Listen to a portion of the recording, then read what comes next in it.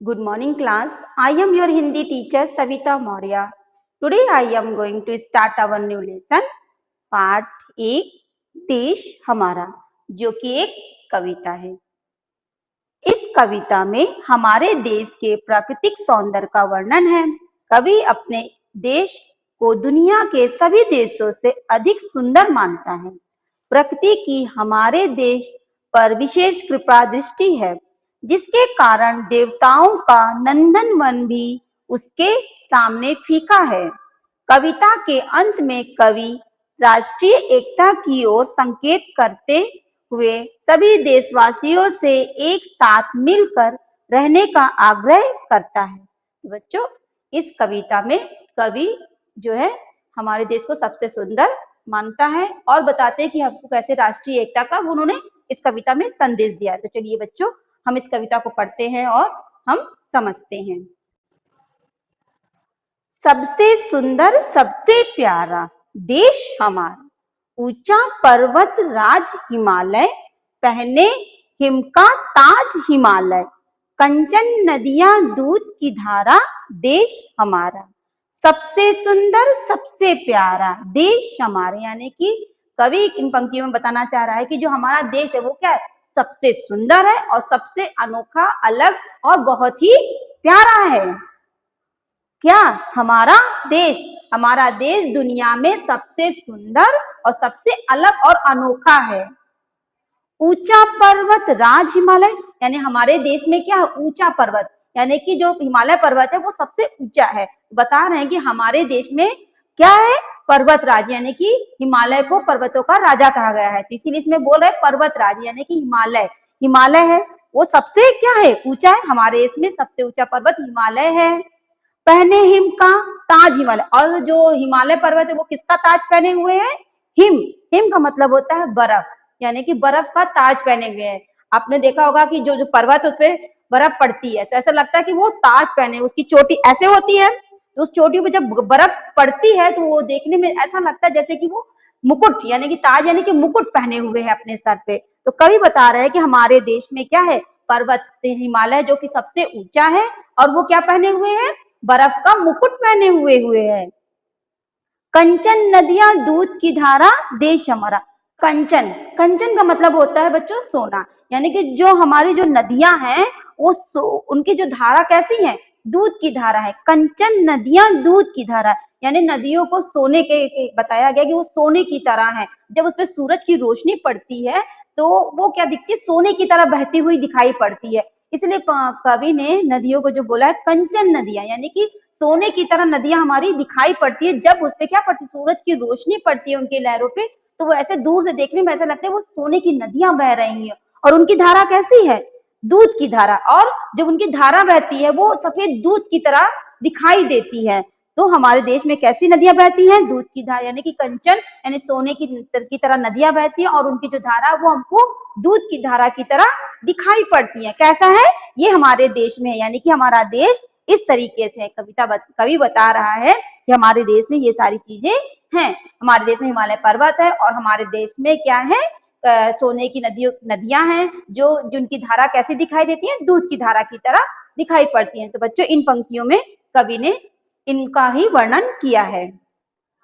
धवल हिमालय का ये प्रांगण, गंगा नित धोती है आंगन, मेघ बरसते रस की धारा देश हमारा, लहरें आ चरणों को धोती, बिखराती ला ला कर मोती, सिर धुनता है सागर खारा देश हमारा, मलय पवन करता है वंदन, अंग राग करता ले चंदन, राग पराग सुरभि की धारा देश हमारा।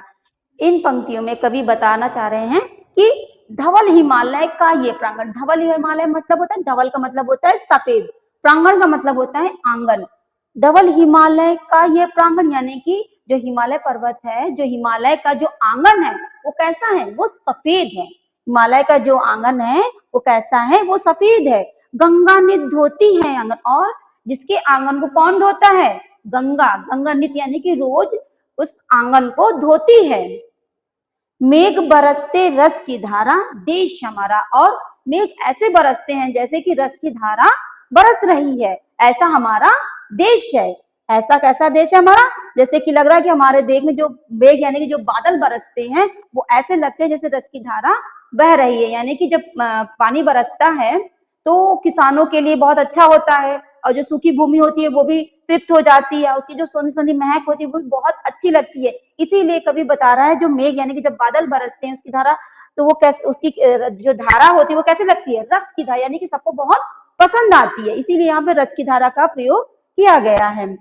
कैसा है देश, हमारा देश है कैसा, हिमालय पर्वत। हिमालय का जो आंगन है वो सफेद है, और उसको जो आंगन है वो नित्य गंगा उसको रोज धोती है ना। और क्या है, मेघ, यहाँ पे बादल रोज बरसते हैं और उनकी धारा कैसी होती है, एकदम कैसे कैसे होती है धारा उसकी, रस की धारा। उसकी धारा कैसी लगती है हमको, रस की धारा की तरह लगती है। लहरें आ चरणों को धोती, बिखराती लाला कर मोती, सिर धुनता है सागर खारा, देश हमारा। लहरें आ चरणों को धोती, यानी जो लहरें हैं किसकी, सागर की। सागर जो है दक्षिण में जो क्या है सागर है, तो वो सागर यानी कि समुद्र, वो जो क्या करता है वो उनके चरणों को धोता है। लहरें आ चरणों को देती, यानी कि जो समुद्र की जो लहरें हैं वो आके भारत माता के चरणों को क्या करता है, धोता है।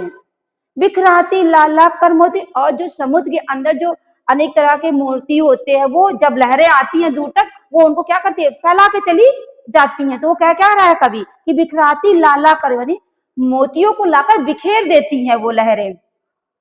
सिर धुनता है सागर खारा, देश हमारा, यानी कि और जो है जो ये समुद्र है वो कैसा है, वो खारा है। तो कवि बताना चाह रहा है कि वो बार बार आके वहां पर सिर धुनता है, यानी कि बार बार आता है, जैसे धुनता मतलब बार बार आता है, और वो देश का क्या कहता है, जो भारत माता है उनके चरणों को धोता है। ऐसा देश हमारा है। मलय पर्वन करता है वंदन, अंग राग करता ले चंदन, राग पराग सुरभि की धारा, देश हमारा। मलय पवन, मलय पवन एक पर्वत का नाम है। वहां पर क्या है, बहुत सारे चंदन के वृक्ष हैं। जब वहां से हवा चलती है तो वो बहुत ही सुगंधित होती है। तो वो ही बताया गया है कि एक पर्वत है जिसका नाम है मलय पवन, यानी कि जब वहां से मलय पवन, यानी कि उस पर्वत से जब हवा चलती है, पवन चलती है, तो वो कैसी होती है, बहुत ही सुगंधित होती है। मलय पवन करता है वंदन, यानी कि जो मलय पवन है वो भी वंदन यानी कि वंदना करता है, गुणगान करता है। मलय पवन भी कैसे कहते हैं, गुणगान करता है। अंग राग करता ले चंदन, यानी कि यहाँ पे उपटन है, तो वो बता रहे चंदन के जैसे उपटन लगाते हैं और वो पूरा शरीर महकने लगता है, उसी तरीके से जब मलय पवन चलता है तो पूरा जो जो गुण मतलब वंदन करने यानी कि गुणगान करता है। तो जब वो चलता है तो ऐसा लगता है कि कोई मतलब शरीर पे कोई चंदन का उपटन लगा दिया, ऐसा वो सुगंधित महसूस होता है। राग पराग सुरभि की धारा, देश हमारा।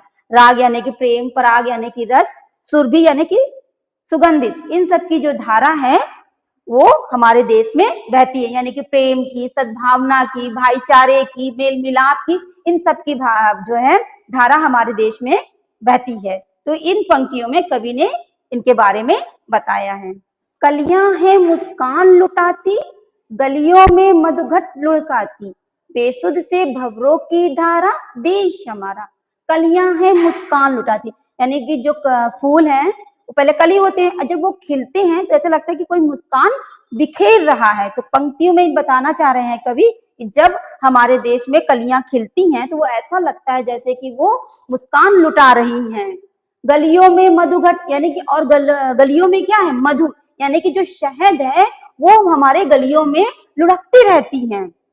बेसुध से भंवरों की धारा, भंवरों मतलब होता है भंवरे, और जो भंवरे हैं वो बेसुध होकर धारा के समान बहने लगते हैं। जब हमारे यहाँ हमारे देश में हजारों कलियां खिलती हैं तो ऐसा लगता है कि उनकी मुस्कान बिखेर रही हैं, और उनके जो मधु है यानी शहद है उनकी धारा गलियों में लुढ़कती है। कब, जब भंवरे जो होते हैं बेसुध हो जाते हैं उनकी महक से और मधु की महक से। भंवरों को क्या पसंद होता है, मधु, वो फूलों पे जाते हैं उनका रस लेते हैं। तो वही बता रहे हैं जब कलियां खिलती हैं तो भंवरे भी क्या हो जाते हैं, वो बेसुध हो जाते हैं उनकी मुस्कान को देखकर। बेसुध से भंवरों की धारा, देश हमारा।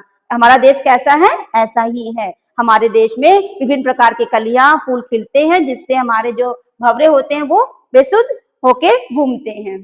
इस धरती की अजब कहानी, फूल फलों ऋतुओं की रानी, देवों का नंदन वनहारा, देश हमारा। इस धरती की अजब कहानी यानी कि जो हमारी भारत धरती है, इसकी तो अजब ही कहानी है। कवि बताना चाह रहे हैं इन पंक्तियों में, जो हमारी भारत माता की जो धरती है, उसकी तो अजब गजब कहानी है। फूल फलों ऋतुओं की रानी, यहाँ पे अनेक तरह के फूल फल, मतलब कोई गिनती नहीं है कितने यहाँ पे किस तरीके के फल और फूल मतलब मिलते हैं। और यहाँ पे ऋतुओं की रानी, और यहाँ पे कई प्रकार के ऋतुएं भी हैं, शीत ऋतु, ग्रीष्म ऋतु, बसंत ऋतु। तो ये बता रहे यहाँ पे कई तरीके की ऋतुएं भी हैं, जिनको ऋतुओं की रानी किसको कहा गया है? बसंत को। बसंत को ऋतुओं की रानी कहा गया है। देवों का नंदन वनहारा, बसंत ऋतु में जब हर तरीके के फूल खिलते हैं, तरह तरह के भांति भांति के, तो हमारा देश बहुत ही सुंदर लगता है। उस समय देवों का जो नंदन वन है, जहाँ पे देवता रहते हैं, उनका नंदन वन यानी कि जो देवताओं का जो बाग बगीचे हैं, वो भी हमारे देश के आगे फीका पड़ जाता है। वो इतना खूबसूरत लगता है, इतना सुंदर लगता है कि देवों का नंदन वन भी उसके आगे फीका लगता है। ऐसा हमारा देश है। ये भारत की है फुलवारी, हमको है प्राणों से प्यारी, पशु पक्षी सबको है प्यारा, देश हमारा। ये भारत की है फुलवारी। ये जो है फुलवारी वो किसकी है? वो भारत की है, जिसमें तरह तरह के फूल खिलते हैं। वो किसकी फुलवारी है? भारत की फुलवारी है। हमको है प्राणों से प्यारी, और ये फुलवारी क्या है? हमको प्राणों से भी प्यारी है। पशु पक्षी सबको है प्यारा, देश हमारा। ये भारत की है फुलवारी। ये जो फुलवारी जिसमें तरह तरह के फूल खिलते हैं, वो किसकी फुलवारी? वो भारत की है, जो सबको प्राणों से प्यारी है। यानी कि जो भारत की जो फुलवारी है, वो हम सबको अपनी जान से भी ज्यादा प्यारी है। पशु पक्षी सबको है प्यारा, और जो पशु भी हैं, पक्षी भी हैं, इनको भी अपना देश बहुत ही पसंद है। किसका? देश हमारा। यानी कि हमारे देश को पशु पक्षी और सभी लोग पसंद करते हैं। एक देश के रहने वालों, आओ सबको गले लगा लो, हम सब एक ही नारा, देश हमारे। एक देश के रहने वालों, और कभी लास्ट अंतिम पंक्तियों में बताना चाहते हैं कि एक देश यानी कि जो भारत के सभी देश भारतवासी हैं, वो एक देश के रहने वाले हैं। वो आओ सबको गले लगा, यानी यहाँ पे एकता का संदेश दे रहे हैं कवि कि आओ सबको गले लगाकर एकता के सूत्र में बंध जाएं। क्यों? क्योंकि हम सब क्या है? भारतवासी हैं, हम सब एक हैं, एक ही देश के रहने वाले हैं। हम सब एक हैं, एक ही नारा। और हम सब कैसे हैं? हम सब एक हैं, और हमारा क्या नारा? एक है, भारत माता की जय। ये हमारा एक ही नारा है, देश हमारा। ऐसा देश हमारा, हम सबका जो है, हम लोग सब भारतीय हैं, हम सब एक हैं, और हम सबका सिर्फ एक ही नारा है। तो बच्चों, ये थी कविता की अंतिम पंक्तियां। अंतिम पंक्तियों में कवि एकता का संदेश दे रहे हैं। बच्चों, आपको ये कविता अच्छे समझ में आ ही गई होगी। तो बच्चों, इस पाठ में बस इतना ही। अगला टॉपिक हम अपने नेक्स्ट वीडियो में पढ़ेंगे। तब तक के लिए आप घर पे रहिए और सुरक्षित रहिए।